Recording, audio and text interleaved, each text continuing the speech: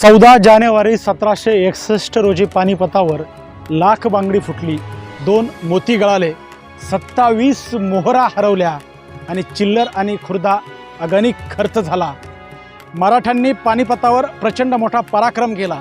कालांतराने अवघ्या 5 महिन्यामध्येच मराठशाहीचे पेशवे नानासाहेब पर्वतीवर स्वर्गवासी झाले। पानिपताच्या संग्रामानंतर आणि पेशवे नानासाहेबांच्या स्वर्गवासानंतर मराठ्यांच्या शत्रूने उचल खाल्ली। मराठे संपले, मराठ्यांचे सेना दुरंदरही संपले असा गैरसमज निजामाच्या मनामध्ये निर्माण झाला आणि याच गैरसमजामधून निजामाने मराठ्यांच्या प्रदेशावर आक्रमण सुरू केले आणि यावेळी मराठेशाहीचे सर्व सरदार एकत्रित झाले। खरं तर निजामशाहीला आणि निजामाला मराठेशाही स्वतःच्या घशामध्ये घालवायची होती, मात्र स्वतःच्या घशामध्ये मराठेशाही घालण्यासाठी आलेल्या निजामाच्या घशामध्ये त्याचेच दात घालण्याचं काम मराठ्यांनी ज्या भूमीमध्ये केलं ती भूमी म्हणजे राक्षस भुवनची भूमी। याच राक्षस भुवनच्या भूमीमध्ये मराठ्यांनी एकत्र येऊन निजामाला पुन्हा या मातीमध्ये गाडण्याचं काम केलं। आज आपण राक्षस भुवनच्या लढाईच्या संदर्भानं सर्व माहिती पाहणार आहोत। चला तर मग अवघ्या काहीच अंतरावर राक्षस भुवनची पवित्र अशी भूमी आहे।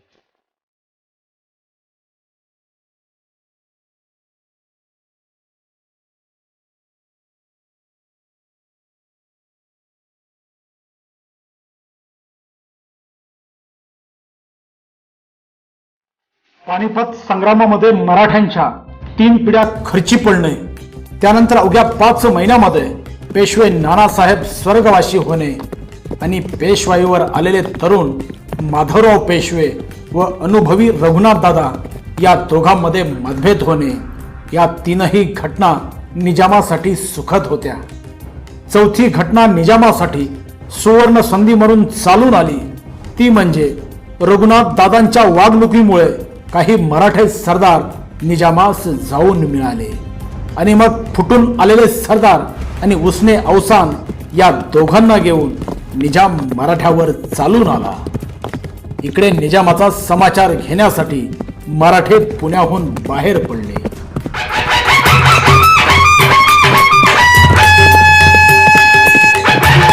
मराठे निजाम फौज एकमेकांशी भिडण्यापूर्वी पेशव्यांनी आपल्या फुटून गेलेल्या सरदारांशी यशस्वी संपर्क सुरू केला। निजाम गोटातील आपले सरदार नागपूरकर भोसले, गोपाळराव पटवर्धन, भगवानराव प्रतिनिधी यांच्या काळजात पुन्हा स्वराज्य जागे केले आणि मग एक एक सरदार निजामाच्या फौजेपासून बाजूला होऊ लागला।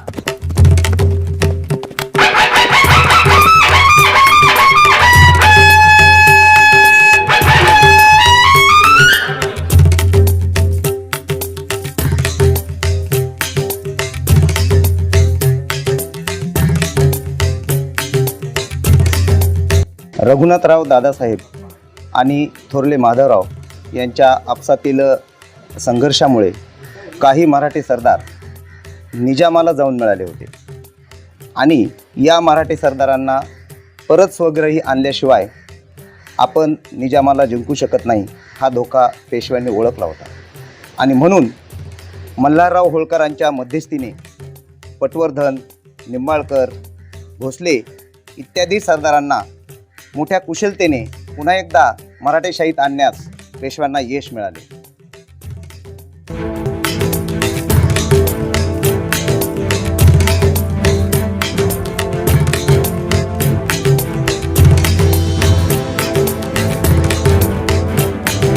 ऑगस्ट 1763 महिन्याच्या सुरुवातीला निजाम मराठे बालाघाटच्या परिसरात दाखल झाले। निजाम फौजेचा तळ गोदावरीच्या दक्षिण काठावरील मैदानात पडलेला होता, तर मराठे माजलगावच्या दिशेला होते।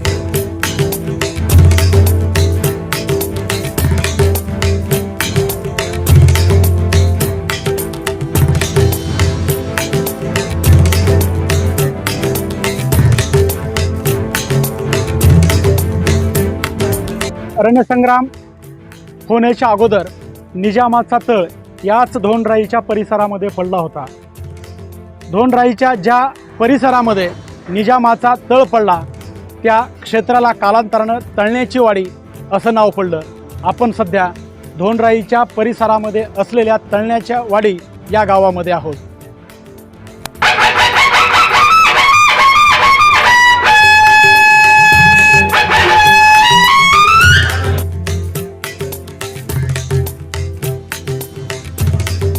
निजामाचा तळ धोंडराई येथे असताना मराठी फौज जवळ आल्याची खबर निजामाला मिळाली. हळूहळू निजामाच्या फौजेतील काही मराठे सरदार माघारी फिरले. नागपूरकर भोसलेंनी निजामाच्या फौजेला सोडून बऱ्याच अंतरावर तळ दिला आणि मग निजामाने संभाजीनगर जवळ करण्याचा विचार केला. मात्र गोदावरीला पूर आलेला होता. शेवटी मराठ्यांच्या तावडीत फौज ठेवून निजाम गोदावरी पार करून पैल तीरावर गेला. पाठीमागे राहिली फौज आणि दिवाण विठ्ठल सुंदर.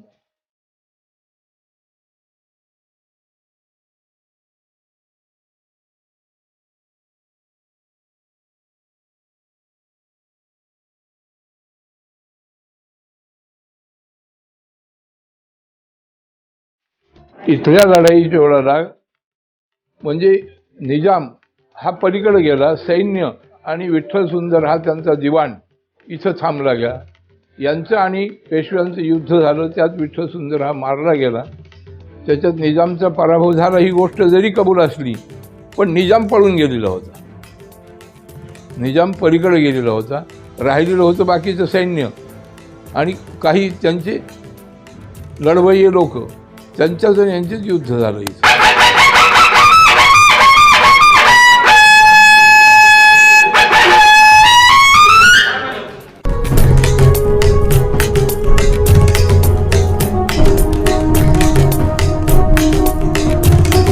ऑगस्ट 1763 वार मंगळवार रोजी रात्रीच्या वेळी निजाम गोदावरी पार करून गेल्याची खबर मराठ्यांना लागली.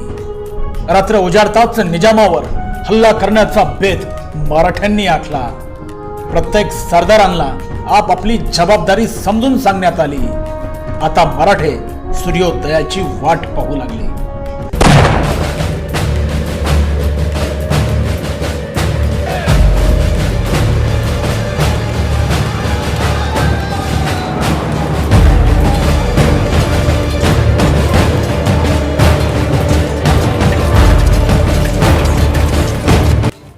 अनेक प्रयत्नानंतर आणि पाठलागानंतर हीच ती भूमी आहे ज्या ठिकाणी मराठी आणि निजाम एकमेकास भिडले.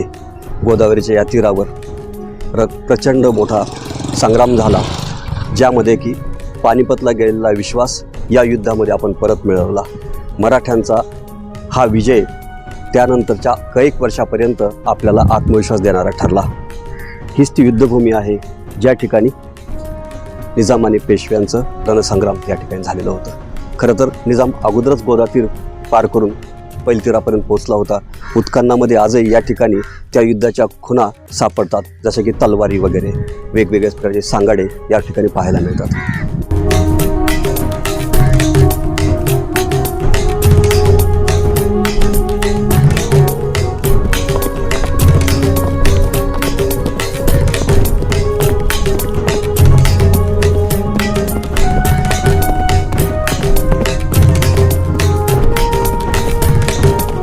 ऑगस्ट 1763 वार बुधवार सूर्य बाहेर निघण्यापूर्वी मराठी फौजेची लांडगेतोड सुरू केली. निजामाची फौज सैरा वैरा पाहायला लागली. काही पळून गेले तर काही गोदावरीच्या पुरात वाहून गेले. निजाम उघड्या डोळ्यांनी स्वतःच्या फौजेची दैना गोदावरीच्या पैल तीरावरून निजामाकडे अफाट फौज आणि भारी तोफखाना होता.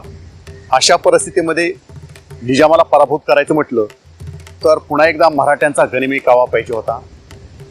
आणि त्या काळी मराठीशाहीचे जुने सरदार आणि अनुभवी असलेले सरदार की ज्यांना गनिमी कावा युद्ध पद्धतीचे भीष्माचार्य म्हटलं जायचं, ते गनिमी कावा युद्ध पद्धतीमध्ये अगदी निष्णात होते. अशा मल्हारा होळकरांनी या गनिमी कावा युद्ध पद्धतीचे सूत्रे आपल्या हाती घेऊन याच युद्धभूमीमध्ये निजामाला पराभूत करण्यासाठी, नामोहरम करण्यासाठी फार मोठी मोलाची कामगिरी बजावली होती.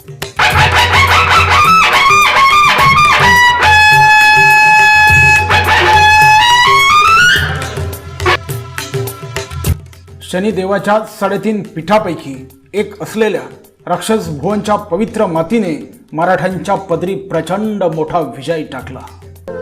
निजामाचा दिवाण विठ्ठल सुंदरला स्वदेश स्वधर्माच्या विरोधात केलेल्या गद्दारीचे फळ मिळाले. त्याला निजामाचा सरदार मुराद खानने गोळी घालून ठार केले, तर खुद्द निजामाने राक्षस भुवनच्या लढाईचे खापर मृत्युमुखी पडलेल्या विठ्ठल सुंदरच्या डोक्यावर फोडले.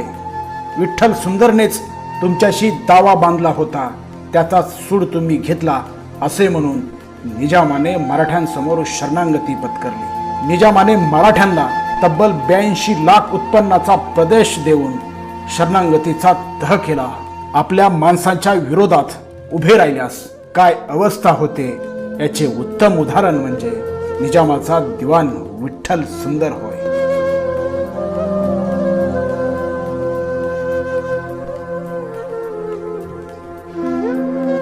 10 ऑगस्ट 1763 रोजी मराठा आणि निजाम यांच्यामध्ये झालेल्या लढाईमध्ये निजामाचा दिवाण विठ्ठल सुंदर मारला गेला.